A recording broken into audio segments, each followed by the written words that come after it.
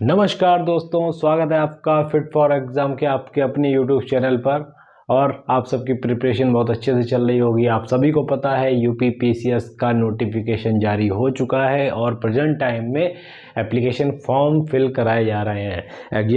Application form fill कराने की जो अंतिम तिथि है वो 3 अप्रैल 2023 है। उससे पहले आप अंतिम डेट के लिए ना बैठे रहें, उससे पहले आप अपना एप्लीकेशन फॉर्म को भर दीजिए। लेकिन उससे पहले हमको एक रणनीति समझनी पड़ेगी कि आखिर हमको सिलेबस से परिचित होना पड़ेगा। और आप सभी परिचित हैं कि यूपी पीसीएस का सिलेबस जो मेंस का है वो पूरी तरीके से बदल चुका है। पूरी तरीके से नहीं बदला है। जीएस के आपको सभी को पता है 6 पेपर वहाँ पर होते हैं और एक हिंदी का पेपर होता है, एक ऐसे राइटिंग होती है, जो कि मैंने आपको प्रीवियस वीडियो में ही पूरा इलेबोरेट कर दिया था कि यूपी पीसीएस के में आखिर स्टेजेस क्या क्या हैं और कौन कौन से आप स्टेप्स क्लियर करते जाते हैं। और आप एक जो आपकी चाहत की जो पोस्ट होती है, एसडीएम हो चाहे वो डीएसपी, और उसको अगर आप पाने के लिए आपको थोड़ी सी मेहनत करनी पड़ती है। थोड़ी सी नहीं, एक्चुअली बहुत मेहनत करनी पड़ती है। उससे पहले हमको रणनीति बनानी पड़ेगी कि हम किस तरह से आपका एग्ज़ाम ये यूपी पीसीएस का क्लियर कर लें, है ना। तो वही मैं आपको बताना चाहूँगा कि मैंने जैसा कि प्रीवियस वीडियो में बताया कि यहाँ पर 3 स्टेजेस होती हैं, एक prelims, mains and then interview, है ना। तो सभी को पता है कि प्रीलिम्स एग्ज़ाम में GS1 GS2 होता है। GS1 जो आपका जनरल स्टडीज़ पेपर 1 और GS2 जिसमें आपका सी सेट का पोर्शन आता है, उसमें सभी हिंदी, इंग्लिश, मैथ्स, रीजनिंग सारे पोर्शन होते हैं और 35% लाके आपको क्वालिफाइंग नेचर का होता है ये एग्ज़ाम। जब आप इस पेपर को क्वालिफाई कर लेते हैं देन आपकी GS फर्स्ट की कॉपी चेक होती है, अदरवाइज नहीं चेक होती है ना। तो मैं आपको बताना चाहूँगा, हम लोग अगर मेंस की स्ट्रेटजी बनाते हैं तो आप सभी को पता है मेंस में व्यापक रूप से बदलाव किया गया है और GS5 जो GS6 जो ऑप्शनल पेपर होते हैं वो पूरी तरीके से हटा दिए गए हैं। और मैं आपसे आज इसी GS5 और GS6 का सिलेबस डिस्कस करने आया हूँ। GS1 GS2 GS3 GS4 as it is है। उसमें कुछ पोर्शन जो यूपी का था वो उठाकर GS5 और GS6 में शिफ्ट किया गया है। तो आइए चलते हैं और हम समझते हैं आज सिलेबस कि यूपी पीसीएस के आयोग ने अगर कुछ चेंज किया है तो आखिर क्या चेंज किया है। तो चलिए समझते हैं GS5 और GS6। नमस्कार दोस्तों, स्वागत है आपका फिट फॉर एग्ज़ाम के इस यूट्यूब चैनल पर। और जैसा कि आपने मेरी प्रीवियस वीडियो देखी ही है, उसमें मैंने आपको जो बताया कि यूपी पीसीएस 2023 का आपको पूरी तरीके से आप परिचित होंगे कि आपका जो सिलेबस है वो मेंस एग्ज़ाम का चेंज हो चुका है।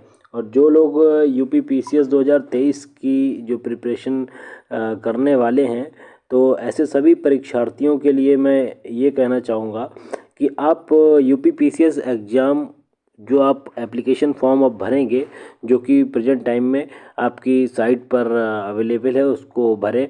और 3 अप्रैल उसकी लास्ट डेट है। लेकिन उसको भरने से पहले आप पूरी परीक्षा पैटर्न को अच्छे से समझ लीजिए। यूपी पीसीएस के पाठ्यक्रम की भी आपको पूरी जानकारी होनी चाहिए। आपको पाठ्यक्रम के सभी सभी जो मुख्य भाग हैं उसकी अच्छी तरीके से तैयारी करने के लिए विषय को अच्छी तरीके से समझें कि किस तरह से किसका हम प्रिपरेशन अच्छे से स्टार्ट कर सकें हैं। और इस चीज़ को आप भली भांति आप समझ लीजिए कि यूपी पीसीएस 2023 का जो मेंस का जो सिलेबस है वो चेंज हुआ है। कुछ तो सेम है लेकिन कुछ उसमें पेपर्स हटाए गए हैं। जैसे कि आप सभी जानते हैं कि मेंस एग्ज़ाम में हिंदी, ऐसे राइटिंग, ये 2 पेपर तो होते ही थे और साथ में GS1 GS2 GS3 GS4 और 2 ऑप्शनल के पेपर हुआ करते थे, GS5 एंड GS6। तो मैं उन ऑप्शनल पेपर के बारे में आपको बताना चाहूँगा। 2023 यूपी पीसीएस का जो पाठ्यक्रम आया है उसमें यही बदलाव हुआ है कि आपका जो GS5 और GS6 जो पेपर है उसको पूरी तरीके से ऑप्शनल पेपर को हटा दिया गया है और अब वहाँ पर यूपी स्पेशल ऐड किया गया है। तो ये काफ़ी अच्छा सिलेबस है। इसकी आपको पूरी तरीके से जानकारी होनी चाहिए। और कोई भी एग्ज़ाम अगर आप देते हैं, उसकी प्रिपरेशन करते हैं, उसकी रणनीति बनाते हैं, उससे पहले आपको उसका पाठ्यक्रम, व्यापक पाठ्यक्रम समझ में आना बहुत ही आवश्यक होता है, अति आवश्यक होता है। तो सबसे पहले आप इसका सिलेबस है उसकी सॉफ्ट कॉपी और हार्ड कॉपी अपने पास रखें, जिससे ईजिली आप उसको प्रिपेयर कर सकें, है ना। तो जैसा कि मैंने आपको प्रीवियस वीडियो में बताया था कि प्रीलिम्स में GS1 GS2 दो एग्ज़ाम होते हैं, ठीक है।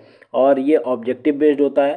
पहले पेपर में आपको GS मतलब जनरल स्टडीज़ से रिलेटेड आता है, और जनरल स्टडीज़ 2 का अगर देखें तो उसमें जो CSET का पोर्शन दिया होता है, CSET में आपको 35% मार्क्स लाना ज़रूरी होता है। जब आप 35% ला के, जब उसको क्वालिफाइंग नेचर का होता है, इसको आप जब क्वालिफाई करते हैं, तब आपकी जो GS1 की है वो आपकी कॉपी चेक होती है कि आपके उसमें कितने मार्क्स आए हैं, और उसके मार्क्स के अकॉर्डिंग ही आप मेंस के लिए जाते हो, मेंस देते हो, ठीक है। मेंस में आपके टोटल 8 पेपर आते हैं। ऑप्शनल पेपर पूरी तरीके से हटा दिए गए हैं।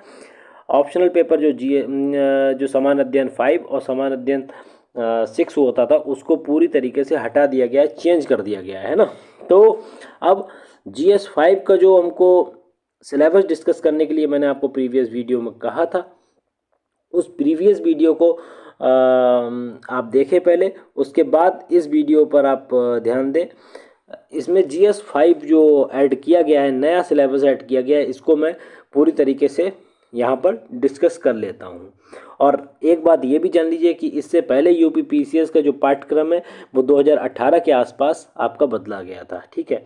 आज ये 2023 है, इसमें फिर से ये पाठ्यक्रम चेंज कर दिया गया है, और बहुत ही अच्छा पाठ्यक्रम दिया गया है कि इसमें UP स्पेशल तो भाई ऐड होना ही चाहिए, क्योंकि ये UP PCS का एग्ज़ाम है।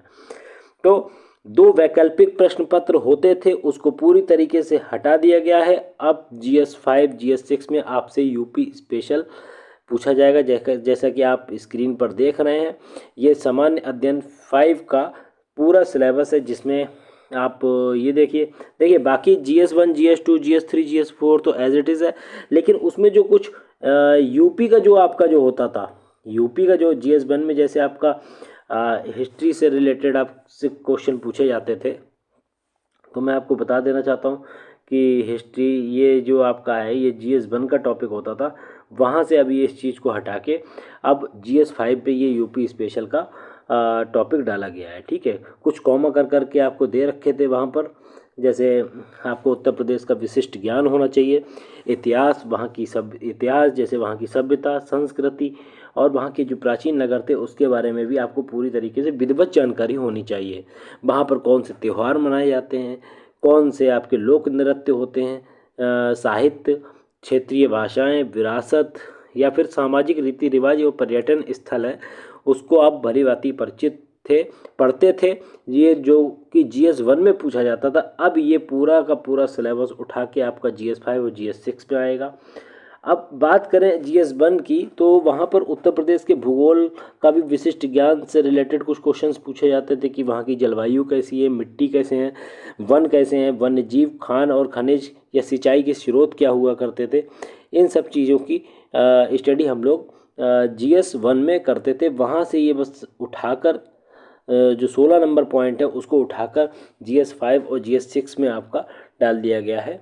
बस इसको आप ध्यान देने योग्य बातें हैं। अब बात करने अगर हम GS2 की, GS2 अगर हम पेपर को अगर हम देखते हैं, तो वहाँ पर कुछ राजनीतिक और प्रशासनिक मुद्दे भी जो होते थे, जो कि उत्तर प्रदेश से रिलेटेड होते थे, उसका आपको विशिष्ट ज्ञान होना चाहिए।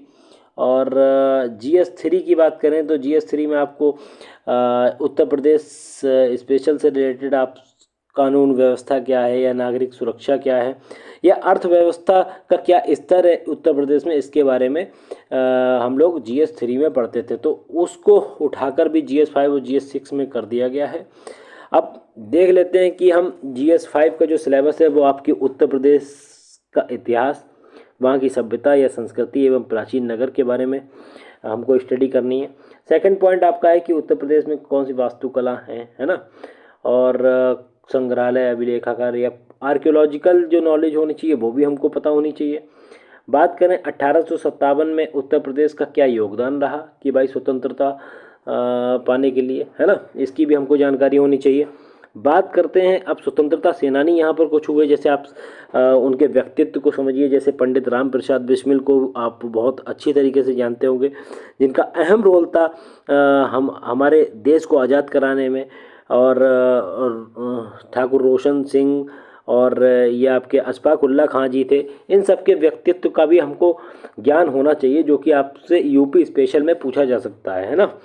और अब बात करते हैं कुछ उत्तर प्रदेश में, जैसे 5th पॉइंट आपका GS 5 में दे रखा है। उत्तर प्रदेश में ग्रामीण शहरी जनजातीय मुद्दे, सामाजिक संरचना, त्योहार, मेले, संगीत, इन सब की भी आपको जानकारी पूरी तरीके से होनी चाहिए। वहाँ के पर्यटन स्थल क्या हैं, सामाजिक प्रथाएं क्या हैं, उसके साहित्य के बारे में आपको सब पता होना चाहिए। ये आपका GS 5 पे ऐड किया गया है। बात करें अगर हम उत्तर प्रदेश की राज्य व्यवस्था से रिलेटेड अगर हम कुछ क्वेश्चंस पढ़ते हैं, यहाँ पर कुछ टॉपिक्स पढ़ते हैं, तो यहाँ की शासन प्रणाली क्या है, राज्यपाल, मुख्यमंत्री, मंत्रिपरिषद, विधानसभा, विधान परिषद या केंद्र राज्य संबंध के बारे में हम पढ़ेंगे, है ना। तो ये सब चीज़ें आपकी ऐड की गई हैं GS 5 में। लोक सेवा आयोग क्या होता है, लेखा परीक्षा क्या होती है, महान्यायवादी किसमें है ना। ये जो आर्टिकल्स जो आपके होते हैं, इसको भी आपको पढ़ना बहुत ही आवश्यक है। आर्टिकल्स की बात करें अगर, ठीक, ये संविधान से रिलेटेड आपके क्वेश्चंस आएंगे। संचित निधि क्या होती है, आकस्मिक निधि क्या होती है, और निर्वाचन आयोग का क्या रोल है उत्तर प्रदेश में, और राज्य चयन मानदंड क्या है, राजभाषा कौन सी है यहाँ पर, इन सब चीज़ों की भी हमको ज्ञान होना चाहिए। ये आपका यूपी स्पेशल में ऐड किया गया है GS 5 में। बात करें अगर 9th पॉइंट की, तो इसमें स्थानीय स्वशासन, शहरी एवं पंचायती राज, लोक नीति, अधिकार संबंधी मुद्दे भी आपको, मतलब सोशल इश्यूज भी आपको तैयार करने हैं जो उत्तर प्रदेश से रिलेटेड है। भ्रष्टाचार निवारण या लोकायुक्त, सिटीजन चार्टर, ई-गवर्नेंस, सूचना समाधान योजना, ये सब चीज़ें आपको ज्ञान होना चाहिए। यहाँ पर भूमि सुधार मतलब यूपी में, और उसका प्रभाव क्या पड़ रहा है, इसके बारे में भी आपको जानकारी होनी चाहिए। तो आपको ये सिलेबस अपने पास रखना है, इसको आप ध्यान रखें, ये आपको बहुत ही हेल्प करेगा। इसको आप सेव कर लीजिएगा। और बात करें अगर हम और आगे की, इसमें साइबर सुरक्षा के बारे में भी हमको जानकारी पूरी होनी चाहिए, उसकी रोकथाम कैसे हो, इसकी भी आपको जानकारी अच्छी तरीके से हो। मतलब इसमें ये ध्यान रखिए, कुछ क्राइम से रिलेटेड भी कुछ क्वेश्चंस आएंगे आपके यूपी स्पेशल में, ठीक। कुछ सुरक्षा बल या एजेंसीज वगैरह होती हैं, इसको भी हम पढ़ेंगे। आतंकवाद से रिलेटेड पढ़ेंगे। उत्तर प्रदेश में कानून व्यवस्था या नागरिक अधिकार सुरक्षा क्या है, उत्तर प्रदेश में हेल्थ कंडीशन या फिर मेडिकल फैसिलिटीज़ वगैरह, उनके मुद्दे हम लोग पढ़ेंगे। शिक्षा प्रणाली को भी समझेंगे। भारत के विकास में उत्तर प्रदेश की आखिर क्या भूमिका है, इसको भी हम पढ़ेंगे। ये सिलेबस आपको कंठस्थ होना चाहिए। ये आपका यूपी PCS 2023 में जो चेंज किया गया है, इसको आप सिलेबस को डाउनलोड कर लें। उत्तर प्रदेश की समसामयिक घटनाएं, मतलब करंट अफेयर से रिलेटेड आपके कुछ क्वेश्चंस आएंगे, ये भी ध्यान रखिए। करंट अफेयर्स आपसे पूछा जाएगा, तो ये सब चीज़ें आपको मुद्दे तैयार होने चाहिए। जल शक्ति मिशन क्या है, यहाँ की केंद्रीय योजनाएं क्या है, उत्तर प्रदेश की कुछ योजनाएं, राज्य की अपनी कुछ योजनाएं होती हैं, इसकी भी आपको व्यापक स्तर पर तैयारी करनी होगी। और ये आपका GS 5 में काफ़ी हेल्पफुल रहेगा। गैर सरकारी NGOs वगैरह क्या होते हैं, उनके मुद्दे मतलब कौन से हैं, उनका क्या योगदान है हमारे कंट्री के मतलब डेवलपमेंट में। उत्तर प्रदेश में पर्यटन के बारे में ये सब पढ़ेंगे हम लोग। नवाचार मतलब इनोवेशन, मतलब क्या क्या यहाँ पर इनोवेटिव टेक्नोलॉजीज आई हैं, इस चीज़ को भी हम पढ़ेंगे। ये सब आपका जो पोर्शन है वो जो आपका GS 5 में आ जाता है। अब चलते हैं हम लोग GS 6 की तरफ। यहाँ पर भी जो मैंने आपको बताया था कि ये जो आर्थिक वाला जो परिदृश्य, मतलब आर्थिक परिदृश्य जो इकोनॉमी से रिलेटेड जो आपका था, वो GS 3 में था। अब ये उठा के GS 6 में कर दिया गया है। आर्थिक वाला ये वहाँ से पोर्शन उठाया गया है, वो यहाँ पर आपको दे दिया गया है, ठीक है। यहाँ पर व्यापार, बिजनेस वगैरह, ये वाणिज्य जो उद्योग वगैरह है, इसके बारे में भी हम पढ़ेंगे। लोक कल्याणकारी मतलब कुछ स्पेशल योजनाएं होती हैं जो कि आपके जो सिटीजन्स होते हैं, नागरिक होते हैं, उनके लिए काफ़ी फ़ायदेमंद होता है। आखिर क्या जो फ्लैगशिप योजनाएं होती हैं उत्तर प्रदेश की, इसके बारे में भी हमको जानकारी होनी चाहिए। यहाँ पर क्या, जैसे उत्तर प्रदेश में अगर देखा जाए तो इन्वेस्टमेंट के क्या मुद्दे हैं और क्या प्रभाव पड़ता है उससे, राजकोषीय नीति के बारे में, आर्थिक सुधार, इन सब चीज़ों के बारे में हम लोग पढ़ेंगे। बात करें अगर भाई नवीनीकरण ऊर्जा ये सब चीज़ें, इनके ऊर्जा संसाधनों की योजना क्या है, इसकी भी हम लोग स्टडी इसी GS 6 में करेंगे। बात करें और आगे बढ़ते हैं अगर, तो हमको उत्तर प्रदेश की, जो आप सबको पता है कि हमारे पूरे देश में उत्तर प्रदेश की जो जनसंख्या का स्तर है वो काफ़ी उच्च है। इसके बारे में भी हमको स्टडी व्यापक स्तर पर करनी पड़ेगी। कृषि, ये एग्रीकल्चर से रिलेटेड आपका आ गया, ये पूरा एग्रीकल्चर से रिलेटेड आपका ये पोर्शन आ गया है, तो इसको भी हमको देखना पड़ेगा। इसको आप ध्यान रखिएगा, ये थोड़ा ज्योग्राफी से भी रिलेटेड है, एग्रीकल्चर से ज़्यादा रिलेटेड है ना। अब यहाँ पर ये ज्योग्राफी मैंने आपको बताया कि यहाँ पर सिंचाई कैसी है, खनिज क्या है, कैसी जलवायु है, इसकी भी हम लोग स्टडी GS 6 में ही करेंगे। बात करें कि यहाँ पर राष्ट्रीय उद्यान, मैंने आपको बताया कि भाई कुछ टाइगर रिजर्व्स भी हैं। मैंने स्टैटिक वीडियो, जो आपको स्टैटिक जीके की जो वीडियो बनाई थी, उसमें मैंने आपको बताया था कि यूपी में 4 टाइगर रिजर्व्स हैं। उसको विधिवत पढ़ना है। वन्य जीव अभ्यारण्य कौन से हैं ये भी पढ़ना है। यहाँ का ट्रांसपोर्टेशन सिस्टम कैसा है, परिवहन तंत्र, है ना, तो इसके बारे में भी हम लोग चर्चा करेंगे GS 6 में। बात करें कि ये पूरा पोर्शन जो आपका आ रहा है वो आपका ज्योग्राफी से रिलेटेड आ रहा है। यहाँ पर जलवायु परिवर्तन कैसी होती है, ये सब चीज़ें, पर्यावरणीय मुद्दे, मतलब ये एनवायरनमेंट से रिलेटेड हो गया आपका। ये भी चीज़ आप बहुत अच्छे से हम लोग पढ़ेंगे। देखिए सिलेबस बहुत मस्त है, मज़ा आने वाला है पढ़ाई करने में। और मैं सारे यहाँ पर ये वीडियोस फिट फॉर एग्ज़ाम की आप प्ले लिस्ट फॉलो करते रहिए। यूपी स्पेशल तो मैं कंप्लीट कराऊंगा, GS 5 GS 6 पूरा। उत्तर प्रदेश में विज्ञान और ये साइंस एंड टेक्नोलॉजी का आ गया आपका, साइंस एंड टेक का आ गया, ये आपको पढ़ना है पूरा साइंस एंड टेक का। अब ये यहाँ पर बात करते हैं कि यहाँ पर मत्स्य पालन या फिर अंगूर, रेशम, ये सब चीज़ें, बागवानी वगैरह, ये हमको पढ़ना है। और बात ये है, उत्तर प्रदेश के विकास में अगर देखा जाए, सार्वजनिक और निजी साझेदारी को प्रोत्साहित करना, मतलब प्राइवेटाइजेशन का क्या रोल है उत्तर प्रदेश के मतलब डेवलपमेंट में, तो ये चीज़ आपको ध्यान रखनी होगी। बस यही मुझे आपको आज डिस्कस करना था कि यूपी PCS का जो बहुत ही अच्छा बदलाव हुआ है, GS 5 GS 6 जो आपका ऑप्शनल पेपर होता था उसको हटाकर सीधे जो ऐड किया गया है वो आपका GS 5 GS 6 में आपका यूपी स्पेशल पूछा जाएगा।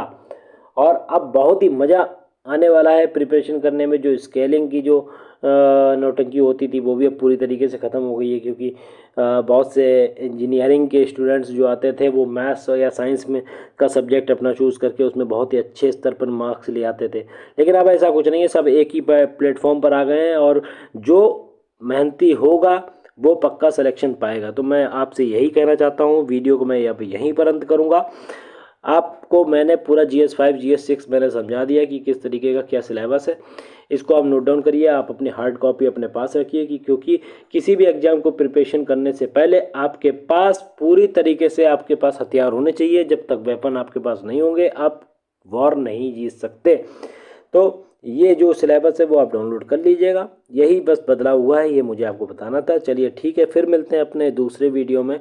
और प्लेलिस्ट को आप फॉलो करते रहिए, वीडियो को शेयर करिए और चैनल को सब्सक्राइब करिए, जिससे हमारा भी मोटिवेशन बढ़ता है।